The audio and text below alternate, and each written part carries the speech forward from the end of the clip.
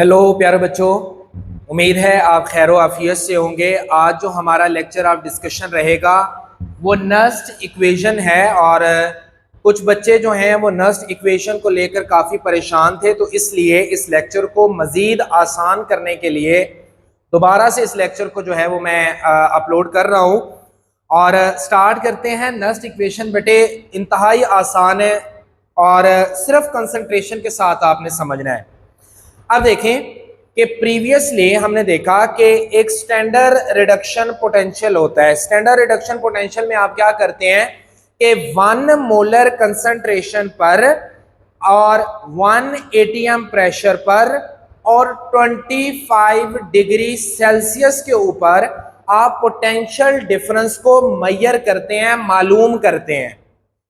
मगर क्या हो कि अगर आप सॉल्यूशन को ज्यादा कंसंट्रेटेड कर दें या सॉल्यूशन को कम कंसंट्रेटेड कर दें, तो उस वक्त स्टैंडर्ड रिडक्शन पोटेंशियल की जो वैल्यू है वो मेरे बेटे तब्दील हो जाएगी और उसको वैसे आप सॉल्व नहीं कर सकते। उसको सॉल्व करने के लिए एक मैथमेटिकल ट्रीटमेंट जो दिया गया वो नस्ट इक्वेशन कहलाता है। तो हम यूं कहेंगे, Nernst equation electrode potential measure करने का एक तरीका है जिसके जरिए आप इलेक्ट्रोड पोटेंशियल को मालूम करते हैं, मगर स्टैंडर्ड कंडीशन से हटकर इलेक्ट्रोड पोटेंशियल को मेजर किया जाता है। यानी कि 1 मोलर कंसंट्रेशन नहीं होगी तब मेजर करेंगे, टेम्परेचर डिफरेंट हो जाएगा, चेंज हो जाएगा तब मेजर करेंगे। यानी कि इस तरह के सॉल्यूशन को कब डील करना है, जब कंसंट्रेशन जो है वो तब्दील हो या कंडीशन नॉन स्टैंडर्ड फॉर्म में हो।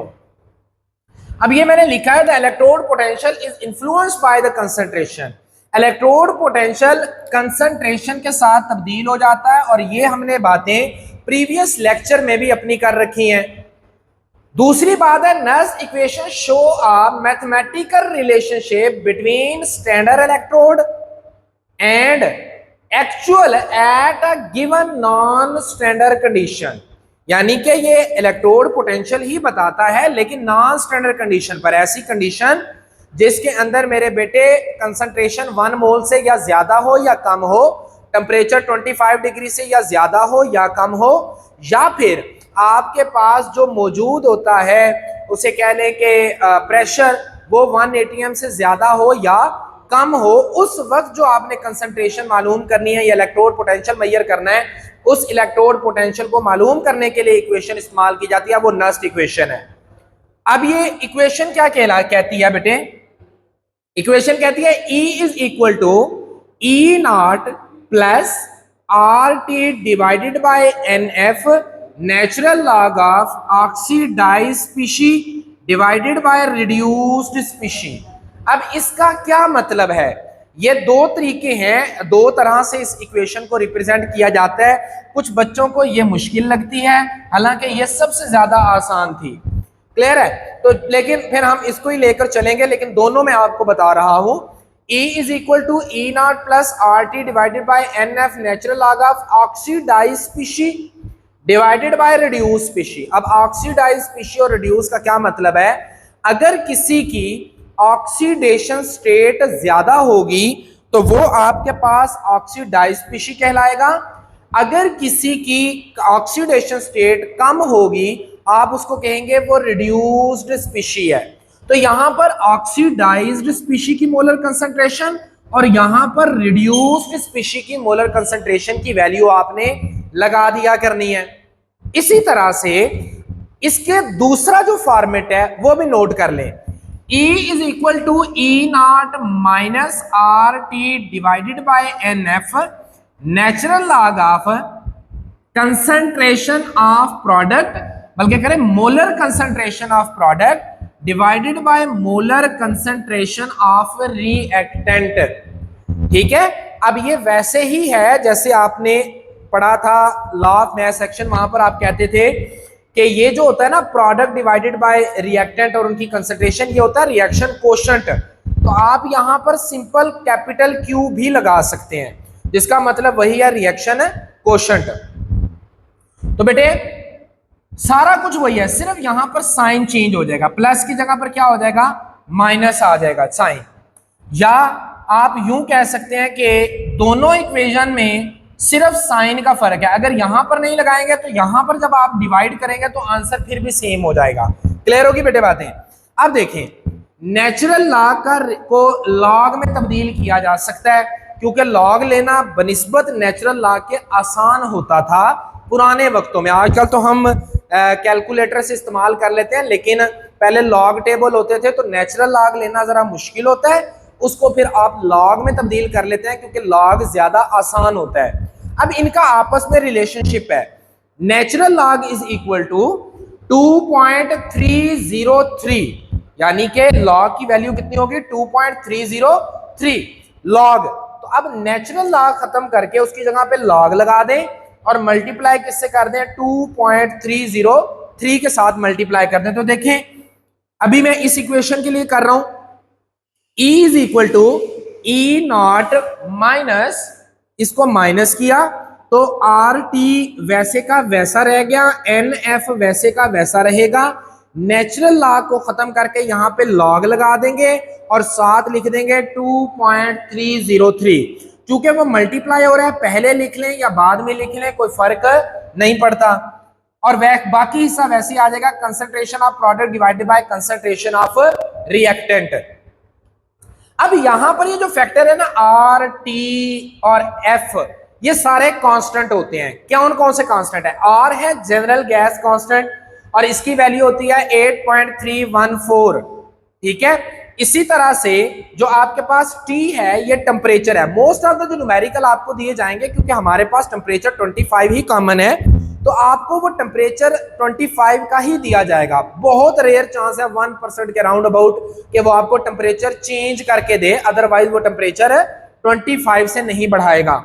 तो टेम्परेचर अगर हम कहें कि कांस्टेंट रखा 25 पर या केल्विन में उसकी वैल्यू है 298 केल्विन, तो वो मैंने वैल्यू यहां पर लगा ली। क्लियर है? एफ जो है ये फैराडे है। फैराडे से मुराद क्या है कि ये number of 1 mole of electron carry the charge, या it is the charge which is present on the 1 mole of electron, और उसकी वैल्यू कितनी होती है 96500 कूलम्ब। और n यहां पर क्या है? n है number of electron which are exchanged during a reaction.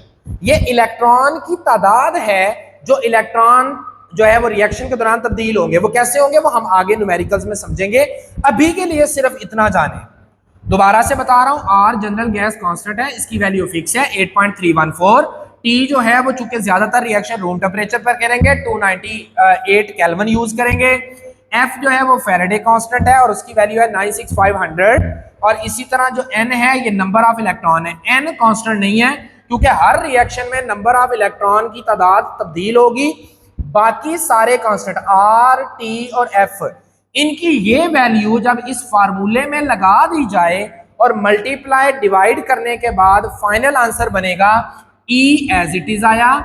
E not जो है वो स्टैंडर्ड इलेक्ट्रोड पोटेंशियल है, वो एज इट इज आ गया, माइनस आपके पास आर की value 8.314 multiply by 298 multiply by 2.303 divided by 96500 करने के बाद जो आंसर आएगा वो आएगा बेटे आपके पास 0.059।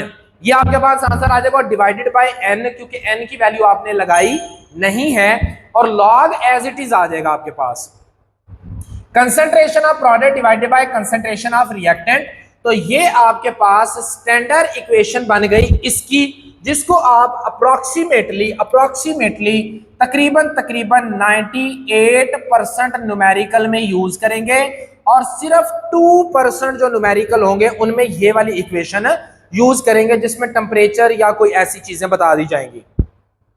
अच्छा, अब सिमिलरली इस इक्वेशन के साथ भी यही काम करते हैं। E is equal to E naught plus RT divided by NF natural log of oxidise divided by reduce. Natural log को खत्म करेंगे और लगाएंगे 2.303 लॉग यहां पर आ जाएगा, और फिर इन सब की वैल्यू को जब आप पुट कर देंगे इसी तरह से आएगा, सिर्फ ये वाला हिस्सा तब्दील होगा। यहां पर oxidise specie divided by reduce specie की मोलर कंसंट्रेशन आ जाएगी।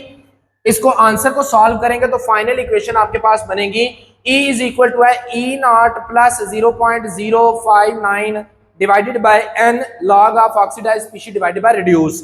ऑक्सीडाइज मैंने आपको बता दिया है जिसकी ऑक्सीडेशन स्टेट ज्यादा होगी, और रिड्यूस स्पीशी वो होगी बेटे जिसकी ऑक्सीडेशन स्टेट कम होगी, वो रिड्यूस्ड स्पीशी में आएगा। अब एक न्यूमेरिकल है, इस न्यूमेरिकल को मेरे बेटे पहले मैं इस इक्वेशन को लगा के सॉल्व करूंगा और फिर मैं इस इक्वेशन को लगा के सॉल्व करूंगा, ताकि आपको ये यकीन हो जाए कि आंसर सेम रहेगा। लेकिन ये थोड़ा सा मुश्किल होता है, पहचानना जरा बच्चों के लिए मुश्किल होता है, तो इसलिए मैं इसको नहीं प्रेफर करता। मैं ज्यादातर इस इक्वेशन को प्रेफर करता हूं। देखिए जो न्यूमेरिकल क्या है, अभी मैं इलेक्ट्रोड के लिए कर रहा हूं, सेल के लिए नहीं कर रहा, ये भी याद रखना। अभी मैं स्टैंडर्ड रिडक्शन पोटेंशियल या इस इक्वेशन को इलेक्ट्रोड के लिए करने लगा हूं, सेल के लिए नहीं कर रहा। सेल के लिए मैं बाद में इसको अप्लाई करता हूं, ये आज की ही वीडियो में। ई नॉट यानी कि स्टैंडर्ड रिडक्शन पोटेंशियल उसने देना है, वो हमें नहीं पता। वो उसने दिया है कि कॉपर आयन जो है वो तब्दील होते हैं कॉपर के अंदर, और उस वक्त स्टैंडर्ड रिडक्शन पोटेंशियल की वैल्यू कितनी है 0.3 वोल्ट, और वो कहता है फाइंड द इलेक्ट्रोड पोटेंशियल। अब इलेक्ट्रोड पोटेंशियल फाइंड करें कब, जब कंसंट्रेशन हो जाए 0.5 मोलर, किसकी, कॉपर आयन की। इसने आपको उसने स्टैंडर्ड रिडक्शन पोटेंशियल दिया, तो आप पहले इसकी इक्वेशन लिखें। इक्वेशन मेरे बेटे मेरे पास बनेगी इसकी, copper Cu positive 2 ion plus 2 electrons arrow, copper Cu solid zero state में आ गया। ये मैंने इक्वेशन बना ली, और इसकी वैल्यू कितनी आई मेरे पास, प्लस के अंदर वैल्यू आएगी 0.34 वोल्ट, ये इसकी वैल्यू आ गई। अब आपने पहले इस इक्वेशन को मैं इस इक्वेशन को अप्लाई करता हूं, फिर इसको करूंगा। पहले इस इक्वेशन को अप्लाई करते हैं।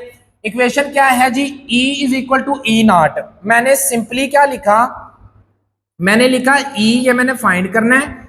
ई नॉट की वैल्यू उसने आपको दे रखी है, कितनी दी है 0.34, तो बनेगा 0.34। फिर आता है प्लस, प्लस बेटे मैंने कहा 0.059 फार्मूला से, डिवाइडेड बाय आपके पास n are the number of electron lost or gained, या सिर्फ लॉस्ट वाले लिख लो या सिर्फ गेन वाले लिख लो, क्लियर है। तो वो कितने हैं बेटे, मेरे पास 2 हैं, तो मैंने इसको डिवाइड कर दिया किसके साथ, 2 के साथ, और दरमियान में लिखा लॉग फार्मूले वाला। ऑक्सीडाइज्ड स्पीशी, ऑक्सीडाइज्ड स्पीशी वो स्पीशी जिसकी ऑक्सीडेशन स्टेट बड़ी होती है। यहां पर मेरे बेटे इक्वेशन में देखें, ये है +2 ऑक्सीडेशन स्टेट, ये है 0। तो आप मुझे बताएं कि ये बड़ी ऑक्सीडेशन स्टेट है या ये वाली बड़ी ऑक्सीडेशन स्टेट है। डेफिनेटली आप साहिब अकल हैं, आप कहेंगे सर ये वाली ऑक्सीडेशन स्टेट बड़ी है, तो आप यहां पर लिखेंगे concentration of, molar concentration of copper positive 2 divided by molar concentration of copper ion. Clear हो गया, जिसकी कम है वो मैंने लिख दी। अब इनकी कंसंट्रेशन की वैल्यू लगा दें, ये वाली। और याद रखिएगा लीच उसमें लॉ ऑफ मैथ सेक्शन में आपने पढ़ रखा था कि जब कोई चीज सॉलिड स्टेट में आ जाती है ना, तो उसकी कंसंट्रेशन कांस्टेंट हो जाती है, और हम वो 1 रखते हैं, यूनिटी 1 रखते हैं। तो इसकी कंसंट्रेशन मोलर 1 रखनी है आपने।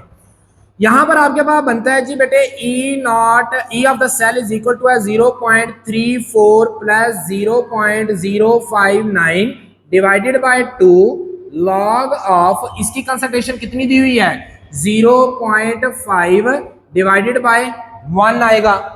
जब आप इसको सॉल्व करेंगे, इसका मैं लॉग ले रहा हूं, इसको जब आप डायरेक्टली सॉल्व करेंगे तो बनता है -0.301, यानी कि इसको सॉल्व करके बनेगा -0.301। इसका आंसर आ गया इस वैल्यू का जिसको मैं दायरे में लगा रहा हूं, ठीक है। और यहां से आपके पास जो बकिया हिस्सा है इसको मैं डिवाइड करता हूं 0 पॉइंट, इसके पास तो ये बनता है मेरे ख्याल से 0.0295, यानी कि 0.0295 आ गया। और बेटे आपके पास बनता है +0.34 is equal to E। Clear हो गया। अब इसको जो है वो आप इसके साथ मल्टीप्लाई करेंगे, मल्टीप्लाई करके आंसर आता है 0.0089, 0.0089 plus minus minus 0.34 is equal to E। इसी तरह से E इज इक्वल टू, इसको माइनस कर लें तो बेटे बनता है 0.331, तो आपके पास आंसर बनता है 0.331। ये वोल्ट इलेक्ट्रोड पोटेंशियल का निकला उस वक्त जब कंसंट्रेशन 0.05 मोलर थी, और ये उस वक्त था जब कंसंट्रेशन 1 थी। तो नस्ट इक्वेशन में स्टैंडर्ड इलेक्ट्रोड पोटेंशियल की मदद से किसी भी कंसंट्रेशन के ऊपर 1 तो स्टैंडर्ड में आएगा, 0.2 0.5 1.5 कोई भी कंसंट्रेशन के ऊपर इलेक्ट्रोड पोटेंशियल की वैल्यू जो है वो आप निकाल सकते हैं। क्लियर हो गया मेरे बेटे? चले अभी इसी न्यूमेरिकल को जो है वो मैं ये वाला फार्मूला जो है वो इस्तेमाल करके इस वैल्यू को जो है वो मैं करता हूं। इसको एक बार आप जो है वो स्क्रीनशॉट ले लें ताकि आप लोग जो है वो इसको अच्छे तरीके से नोट कर सकें। जल्दी से मेरे बेटे स्क्रीनशॉट लें ताकि मैं नेक्स्ट न्यूमेरिकल का जो इसी न्यूमेरिकल को दूसरे फार्मूला की मदद से भी सॉल्व कर दूं। उम्मीद है ले लिया होगा जी अपने स्क्रीनशॉट। तो चलिए जी इसको इसी क्वेश्चन को जो है वो दूसरे फार्मूले के तहत जो है वो मैं सॉल्व करने जा रहा हूं। बेटे मैंने इक्वेशन वैसे ही लिखी जैसे मैंने लिखी थी, कैसे कि copper positive 2 + 2 electron arrow copper solid आ गया। ये वाली इक्वेशन लगाने लगा हूं।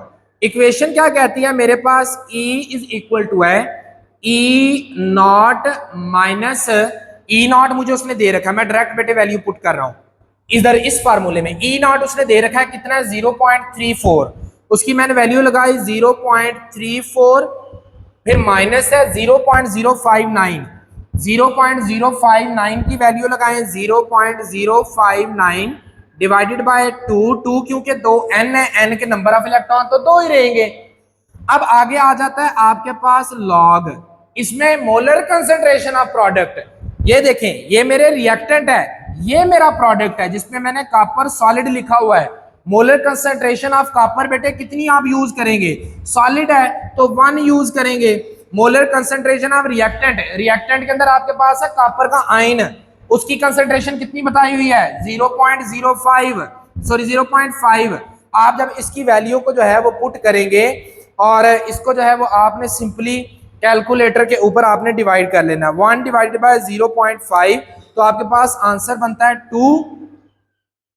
E = है 0.34 minus 0.059 divided by 2 log of 2। अभी आप क्या करें कि इसका सिंपली जो है वो लॉग ले ले, तो लॉग लेकर आपके पास आंसर बनता है 0.301।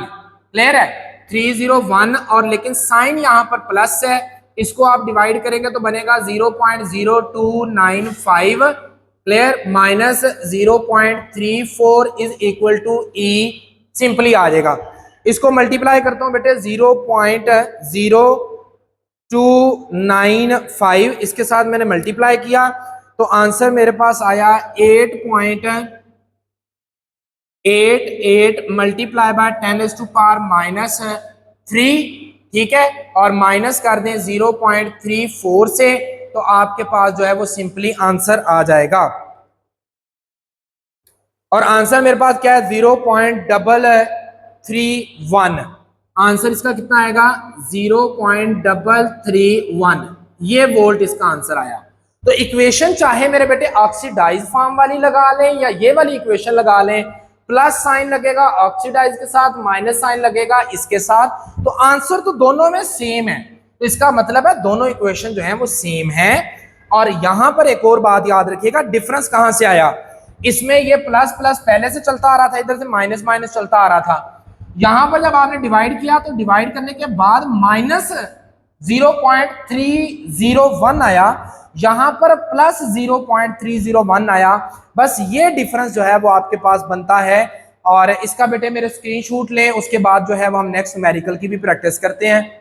एक इसमें चीज आपने जो है वो याद रखनी है कि जो पिछली इक्वेशन है जिससे हमने पिछला न्यूमेरिकल सॉल्व किया, जिसमें ऑक्सीडाइजिंग और रिड्यूसिंग स्पीशीज का हमने यूज किया, उसे सिर्फ इलेक्ट्रोड का पोटेंशियल आप फाइंड कर सकते हैं। सेल का पोटेंशियल वो एक्यूरेट नहीं देता, तो सेल के लिए आपने इसी चीज को जो है वो यूज करना है, जिसको मोस्ट ऑथेंटिकेटेड बुक है वो यही करती हैं, इसी फार्मूला को यूज करती हैं। लेकिन आपकी बुक ने दूसरा फार्मूला, वो इलेक्ट्रोड के लिए तो वैलिड है लेकिन सेल का वो सेल पोटेंशियल रिडक्शन ठीक नहीं देता, तो इसलिए मैंने फार्मूला अब ये वाला यूज करने जा रहा हूं।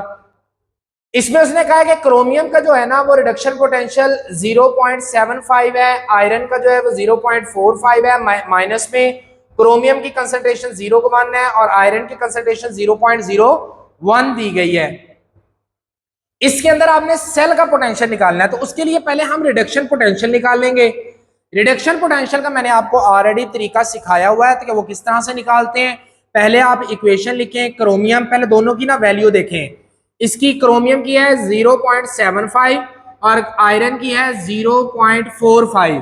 तो बड़ी वैल्यू किसकी हुई? आयरन की। तो आयरन की अगर बड़ी वैल्यू है तो आयरन कैथोड बनेगा। कैथोड का मतलब है कि उसके ऊपर रिडक्शन होगी, यानी कि आयरन +2 से 2 इलेक्ट्रॉन लेगा और आयरन सिंपल के अंदर तब्दील हो जाएगा।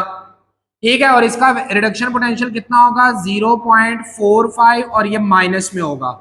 क्लियर है? अब ये जो है ये डेफिनेटली एनोड बनेगा। एनोड पे ऑक्सीडेशन होती है, ऑक्सीडेशन है तो लिखेंगे Cr arrow, Cr +3 plus 3 electron और रिडक्शन पोटेंशियल है 0.75 इन माइनस।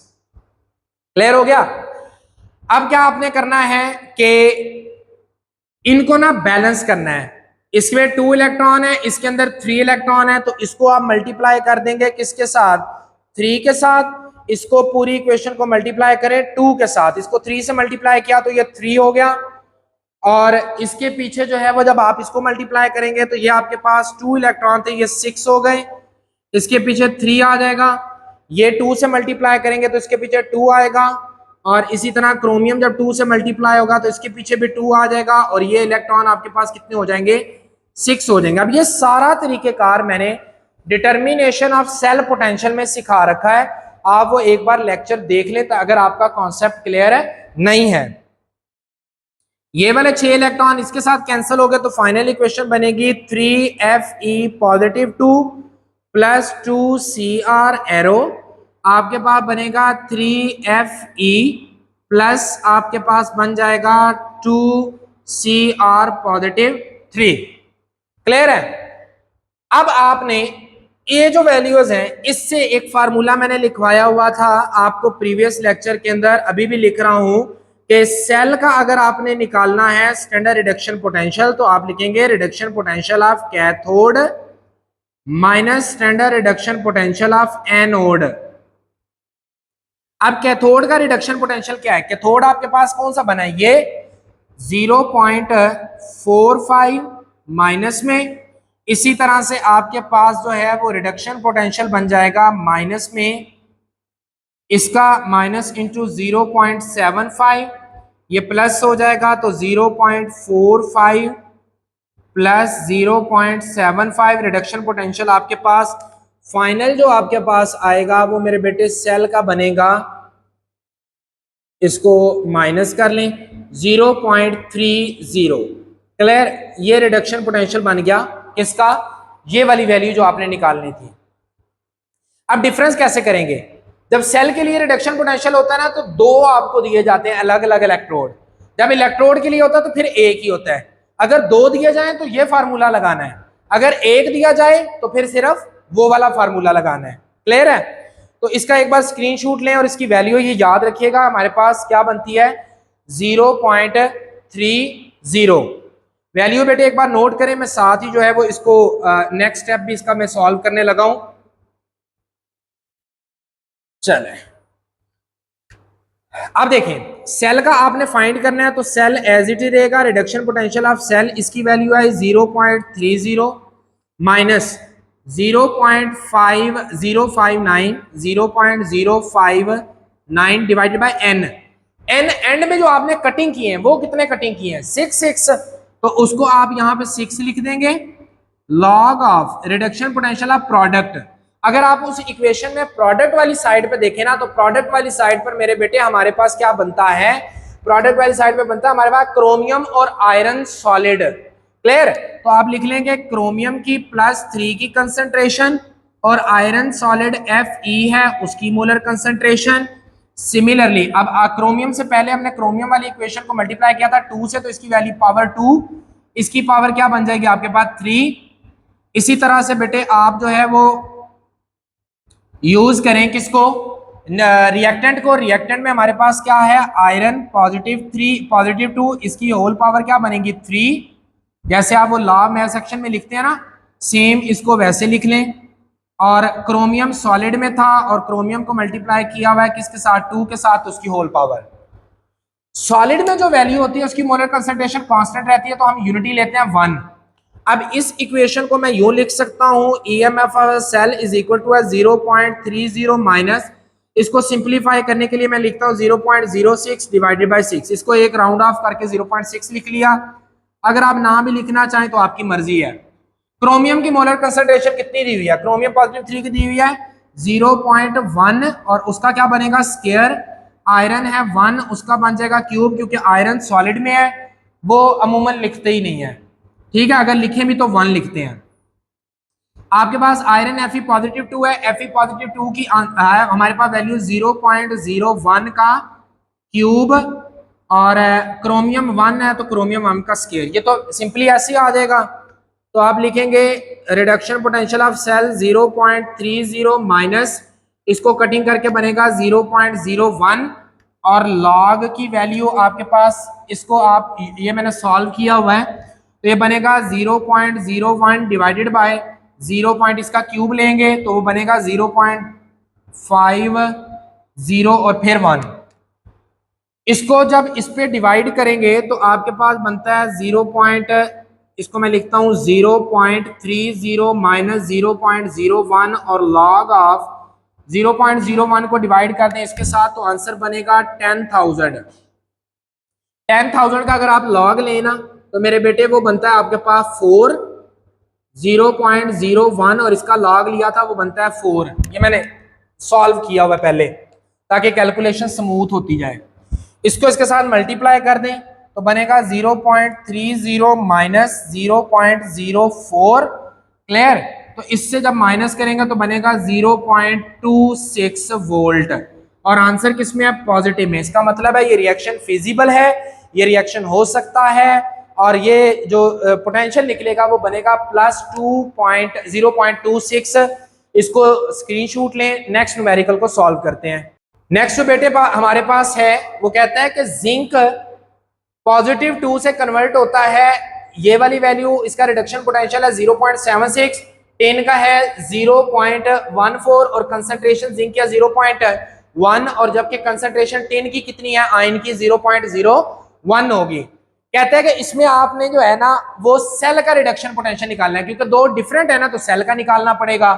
तो अगेन यही इक्वेशन, ये वाला फार्मूला आप लगाएंगे, दूसरे फार्मूले से सेल का पोटेंशियल नहीं निकल सकता, इलेक्ट्रोड का पोटेंशियल निकल सकता है। अगेन जो है वो इसके ऊपर हम आते हैं फार्मूले के ऊपर, E of a cell is equal to E0 आपने निकालना है, तो डेफिनेटली पहले कैलकुलेशन करें। इसकी वैल्यू निकालें जी, Zn +2 +2 इलेक्ट्रॉन, और उसका रिडक्शन पोटेंशियल हमें कितना दिया हुआ है, Zn का वो दिया हुआ है बेटे -0.76। टेन के लिए लिखे reduction potential Zn +2 +2 electron, and it will be converted into 10, और इसकी वैल्यू आएगी 0.14। ये डाटा है। अब आपने देखना है कैथोड कौन है, एनोड कौन है, वो सिलेक्ट करना है। जिसका रिडक्शन पोटेंशियल बड़ा होगा वो कैथोड होगा, ठीक है। तो आप इसको ना यूं भी याद कर सकते हैं, लार्ज कैट, यानी कि जिसकी वैल्यू लार्ज होगी वो कैथोड बनेगा, और जिसकी जो है वैल्यू स्मॉल होगी, SMALL स्मॉल, वो एनोड आंट कह लें, स्मॉल आंट कह लें, वो एनोड बनेगा। तो इसमें देखें बेटे किसकी वैल्यू जो है वो बड़ी है और किसकी वैल्यू छोटी है। ये वैल्यू बड़ी है, माइनस में जितनी छोटी वैल्यू होती है उतनी बड़ी होती है, तो ये वैल्यू बड़ी है, ये क्या बनेगा, एज अ कैथोड। तो कैथोड बनेगा, तो इस वैल्यू को बेटे मेरे क्या कर दें, आप उल्टा कर दें। उल्टा करके बनेगा आपके पास कैथोड पे चूंकि रिडक्शन होती है, और रिडक्शन का मतलब क्या होता है कि उसने इलेक्ट्रॉन लेने हैं। सॉरी, ये इक्वेशन ऐसे रहेगी, Sn +2 +2 इलेक्ट्रॉन एरो Sn। ये वाली जो वैल्यू ये छोटी है, छोटी को जो है ना वो आप उल्टा कर दें, और बनेगा आपके पास Zn will converted into Zn +2 +2 electron, क्योंकि ये एनोड है, एनोड पे ऑक्सीडेशन होती है, उसने 2 इलेक्ट्रॉन लूज कर दिए। जब लूज कर दिए तो इक्वेशन में इलेक्ट्रॉन दोनों तरफ बराबर है तो कैंसिल हो गए। फाइनल इक्वेशन आप कैसे लिखेंगे, एरो के बाद बनेगा Zn+2 प्लस Sn, एरो से पहले क्या बनेगा Zn प्लस Sn+2। क्लियर हो गया बेटे बातें। और यहां से रिडक्शन पोटेंशियल का आप फार्मूला लगा लें, standard reduction potential of a cell is equal to standard reduction potential of cathode minus standard reduction potential of बेटे anode. Standard reduction potential of cathode, ये कैथोड है, इसकी वैल्यू कितनी है -0.14 माइनस 0.76। आप यहां से बेशक वीडियो जो है वो फास्ट कर लीजिएगा, क्योंकि अक्सर बच्चों को कैलकुलेशन समझ आ जाती है, अक्सर को नहीं आती। 0.76 माइनस माइनस प्लस हो जाएगा, तो आप जब इसको जो है वो माइनस प्लस करेंगे तो माइनस प्लस करने के बाद बेटे आपके पास वैल्यू आएगी 0.62। कितनी वैल्यू आएगी 0.62, और ये स्टैंडर्ड रिडक्शन पोटेंशियल की वैल्यू आई, यहां पर स्टैंडर्ड रिडक्शन पोटेंशियल की वैल्यू आई ऑफ सेल। क्लियर हो गया। अब इसको जो है वो मैं इसी फार्मूले के अंदर हल करता हूं और आंसर इसका फाइनल करते हैं। ऐसे ही फार्मूला लिख लिया, standard reduction potential of a cell is equal to, standard reduction potential की वैल्यू कितनी निकाली आपने 0.62 minus 0.059 divided by n। n number of electron कितने थे जो कटे हैं, वो 2 कटे हैं, तो यहां पर आप 2 लगा देंगे। लॉग ऑफ प्रोडक्ट आपके पास क्या है, प्रोडक्ट में ये 2 है, ये सॉलिड है, इसको लिखो ना लिखो कोई फर्क नहीं पड़ता, इसको लाजमी लिखना है। तो बनेगा आपके पास Zn और +2 इसकी मोलर कंसंट्रेशन, पीछे 1 है तो 1 रहेगी, और इधर आपके पास आ जाएगा Sn 10 और 10 की मोलर कंसंट्रेशन। क्लियर हुई बातें। इसको सॉल्व करता हूं, standard reduction potential of cell is equal to है 0.62 माइनस, इसको आप डिवाइड करेंगे तो आपके पास तकरीबन बनता है 0.0329 आएगा, तो मैंने राउंड ऑफ करके 3 लिख दिया। लॉग ऑफ जिंक की कंसंट्रेशन कितनी है 0.1 डिवाइडेड बाय 0.01 टिन की कंसंट्रेशन मोलर, इनको लगा दें तो standard reduction potential of a cell is equal to 0.62 minus 0.03, और इसको जो है वो आपने कैलकुलेटर पे इसका लॉग लेंगे तो लॉग आपके पास बनता है बेटे 2, इसका लॉग आपके पास बनता है 2, तो लॉग ले लें, ये बनेगा 0.62 माइनस 0.06, ऐसे ही है, इसको माइनस करेगा तो बनेगा 0.5, और that is the reduction potential of cell, that will be a reduction potential of cell. Clear है। इसको मेरे बेटे स्क्रीनशॉट लें, नोट करें, नेक्स्ट न्यूमेरिकल की तरफ मूव करते हैं। नेक्स्ट मेरे बेटे हमारे पास न्यूमेरिकल है, और अगर हम न्यूमेरिकल पे गौर करें तो हमें एक ही इलेक्ट्रोड Zn का नजर आ रहा है, इसका मतलब है हमने रिडक्शन पोटेंशियल सिर्फ किसका निकालना है, इलेक्ट्रोड का निकालना है। मैं दोनों फार्मूलों के साथ अगेन जो है वो निकाल के दे दूंगा आप लोगों को, ताकि आप लोगों की अच्छे तरीके से प्रैक्टिस हो जाए। तो मेरे बेटे मेरे पास पहला फार्मूला है ये वाला, जिसको मैं सबसे ज्यादा पसंद करता हूं, एक फार्मूला करें और उसके बाद पूरे न्यूमेरिकल को सॉल्व कर लें। पहले जो है वो हम करते हैं जिंक का निकाल लेते हैं, उसने कोई कहा है कि इसका रिडक्शन पोटेंशियल निकाल ले, यानी कि Zn+2 +2 electron arrow it will be converted into Zn, और उसका रिडक्शन पोटेंशियल उसने दिया हुआ है -0.76 वोल्ट रिडक्शन पोटेंशियल उसने दे रखा है। क्लियर है मेरे बेटे, और उसकी कंसंट्रेशन 0.1 दी हुई है। क्लियर। अब मैंने क्या किया, इस इक्वेशन में डाटा पुट करना है सिर्फ, E इज इक्वल टू है E0 मेरे पास उसने कितना दिया हुआ है मेरे बेटे -0.76, और माइनस आपके पास 0.059 डिवाइडेड बाय इलेक्ट्रॉन, n से मुराद नंबर ऑफ इलेक्ट्रॉन, और कितने हैं वो मेरे बेटे 2 है।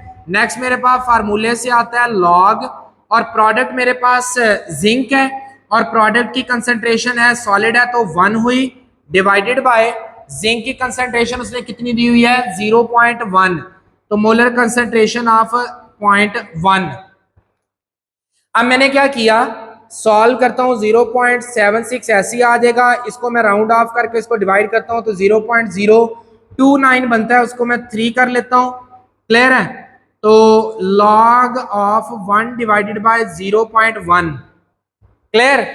अब 0.1 का जब मैं लॉग लूंगा वो बनता है 10 मेरे पास, minus 0.76 minus 0.03 into log 10 log of base 10 और लॉग ऑफ 10 1 होता है, minus 0.76 minus 0.03 into 1 minus 0.76 minus 0.03 तो बनेगा 0.7 3 और 9। इक्वेशन किस में रहेगा बेटे? आंसर माइनस के अंदर रहेगा। अब सिमिलरली इसके ऊपर अप्लाई करते हैं। E इज इक्वल टू है E नॉट हमने निकाल रखा है, हमें दिया हुआ है, और वो कितना है minus 0.76 plus 0.059 divided by 2 log of oxidise मैंने कहा था इक्वेशन को देखना है जिसकी ऑक्सीडेशन स्टेट बड़ी हो। इसकी ऑक्सीडेशन स्टेट 2 है, इसकी ऑक्सीडेशन स्टेट क्या है आपके पास? 0। तो बड़ी ये है तो ऊपर आ जाएगा मेरे पास जिंक, तो मैंने ऊपर लगा लिया Zn पॉजिटिव 2 और नीचे सिंपल मैंने क्या रख लिया मेरे बेटे? जिंक रख लिया। अब मेरे पास बनेगा E इज इक्वल टू है 0.76 माइनस में plus 0.03 log of molar concentration of 0.1। ठीक है, जिंक की 1 हो गई और जिंक सॉलिड की हुई आपके पास 1। E इज इक्वल टू है माइनस 0.76 प्लस 0.03 और लॉग आपने लेना है 0.1 का लॉग लेना है और 0.76 माइनस में, क्लियर, प्लस 0.03 लॉग इसका लेंगे वो बनता है माइनस, तो बनेगा बेटे आपके पास माइनस 0.76 माइनस 0.03 तो ऐड करके 0.79 आपके पास बन जाएगा माइनस में। माइनस का मतलब है रिएक्शन फिजिबल नहीं है, ये रिएक्शन हो ही नहीं सकता, ये सेल जो है वो सॉरी इलेक्ट्रोड के लिए है, तो इसका मतलब है कि इसका रिडक्शन पोटेंशियल जो है वो डिक्रीज हो चुका है। स्क्रीनशॉट मेरे बेटे एक बार अच्छे तरीके से ले लें। यहाँ पर आज का जो हमारा लेक्चर है वो इख्तिताम हो जाएगा। कोशिश की है मेरे बेटे आपको दोनों न्यूमेरिकल से सॉल्व करवा दूं, और जो मैंने लास्ट टाइम कहा था कि ये लेक्चर में थोड़ी सी मिस्टेक है, इसका फार्मूले में मिस्टेक है, और वो मिस्टेक ये थी कि आप एक फार्मूले को दोनों चीज़ों पे अप्लाई नहीं कर सकते, लेकिन इस फार्मूले को आप जो है वो दोनों पे अप्लाई कर सकते हैं। इस फार्मूले को आप एक पर ही अप्लाई कर सकते हैं, इलेक्ट्रोड के लिए सिर्फ। आज का जो हमारा लेक्चर है मेरे बेटे वो अपने इख्तिताम को पहुंचता है। वीडियो थोड़ी सी लेंथ हुई है, लेकिन कॉन्सेप्ट मेरा जो है वो मकसद था आपका कंप्लीट करना। इंशाल्लाह नेक्स्ट वीडियो में आपसे मुलाकात होगी। इस वीडियो को अपने दोस्तों के साथ शेयर करें, स्पेशली खुदारा उन बच्चों के साथ शेयर ज़रूर करें जो बच्चे वाकई डिजर्विंग हैं और गवर्नमेंट इंस्टीट्यूट में ख़ास तौर पर पढ़ रहे हैं, या वो बच्चे जिनको जो है वो कॉन्सेप्ट से रिलेटेड इशू रहता है, उनके साथ ज़रूर शेयर कीजिएगा। नेक्स्ट वीडियो में मुलाकात होगी। अल्लाह हाफिज़।